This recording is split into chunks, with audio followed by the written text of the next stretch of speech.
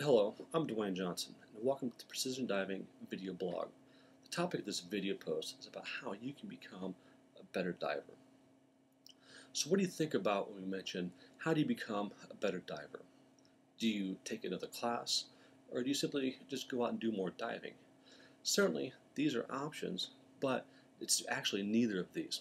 In order for you to become a better diver, you must change your behavior, change your attitude, or change your thought process. So, how do we change our behavior, our thought processes, and our attitudes? Well, there's two things that we can look at in order to do this. We have self-discipline, and then we have our habits. Okay? So our self-discipline allows you to achieve the things that you really desire. Okay? It allows you to do what you know really needs to be done. You know that you need to stay off the bottom of the quarry. You know you don't want to bounce off the coral on the reefs and everything else. You know this. Self-discipline allows you to focus on not doing those things. I don't know about people in other countries, but here in the United States, people really lack self-discipline because we really desire that short-term gratification. We want to have enjoyment, we want it now, and we don't really want to work too hard for it. People also fail to recognize that they really are not ready for certain levels of diving before they're actually doing them. If you've been a regular follower, reader of my blog, then you certainly have read about my trials and tribulations about becoming a technical diver and trimix and everything else. And certainly this is one of the areas that I failed to recognize was that I really wasn't ready for my trimix class. I really wasn't ready to take on that level of diving. But because I really wanted to become a better, I really wanted to dive deeper. I wanted to see the shipwrecks and do the things that other people weren't doing. I went off and I found an instructor whose philosophy was, if you've got the money, we can do whatever you want. And I quickly found that really wasn't the class, and that really wasn't for me because I really was not ready for that level of diving. So to overcome all these things, you must always keep thinking in the long term. And when I was trying to become a better diver, I always would say to myself, I want to be a perfect diver. Okay. Now, all of us know that perfection is an unrealistic goal. Okay. But you can't think of perfection as the goal. You have to think of it as the path, as the journey.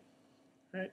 So when you think about this, self-discipline is what will allow you to start to pave that road that you're going to be traveling on. If you can cut back on doing the deeper dives, from not doing the technical diving classes right away, and focusing on doing your fundamental diving skills, then you start paving that road to travel on in order to become a better diver and to become that perfection. All right. So better diving, again, it's not the goal. It's got to be the journey. And when we say perfection, again, we're talking about a journey, not a goal. Nobody's perfect. People like Andrew Georgitsis, Jared Jablonski, Mike Kane, Brandon Schwartz, those guys all admit they're not perfect divers. But when you think about perfection, it's about the journey, not about a goal. Okay? So, we talked about self-discipline. Second one is breaking bad habits and developing good habits. So you're probably saying, this is really easier said than done, isn't it? But when we think about habits, the good habits are the things that really enrich our lives. Okay, it's learning new skills to have a better job, to make more money, to have a better lifestyle, those types of things. When we think about good habits, good diving habits, we think about having good buoyancy control, where we're not damaging coral, we're not damaging our shipwrecks. That just leads to more and more enjoyable diving, making us happy divers. Bad habits, however, are the things that do not benefit our lives. Certainly we can look at people who do drugs and who drink alcohol to excess and who smoke and so forth, and certainly those bad habits might seem fun and they might seem rewarding to the people doing them, but in reality those things, they're really hurting them physically and so forth. So those things don't really benefit their lives. And just like when we talk about bad diving habits, when you're constantly in the muck and you're constantly bouncing all over the place, and you decide to go in a shipwreck, you bounce all over it. Well, now you know you run the risk of getting hurt or possibly becoming a fatality, unfortunately. So when we think about our habits, habits become so important to lead a well-disciplined diving life. Okay, we focus on having our good habits, then we can now be more disciplined in our diving life.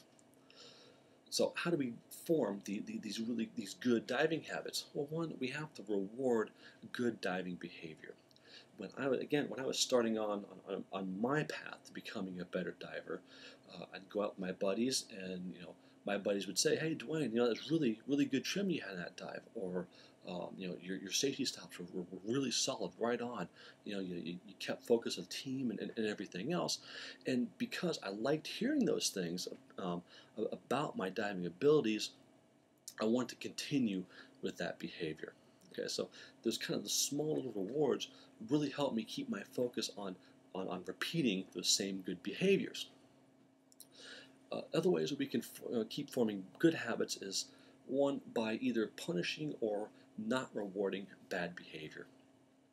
Certainly, the times when I've gotten lost control of my buoyancy, and when I've gotten in the muck and everything else at our local quarry, I heard about it from my friends. It was why are you in the muck? Why aren't you watching where your fins are going? All this kind of good stuff. And because I didn't want to hear those things, I didn't want to hear that you suck, and prove that buoyancy control to get better trim. Um, you know, um, I would then feel bad about it. Okay, and then I would then try to not repeat those bad behaviors. Okay, so things like this are called conditioned behavior. Conditioned behavior is that in order for rewards to be successful, the good behavior must be repeated in order for our brains to rewire itself. So if you think about trying to train a dog to sit, you constantly give that dog a treat. You say sit, and the dog sits, and you give it a treat. Okay, after so many repetitions of doing that, every time you say sit, now the dog just sits, and whether you give it a treat or not, it's still going to sit.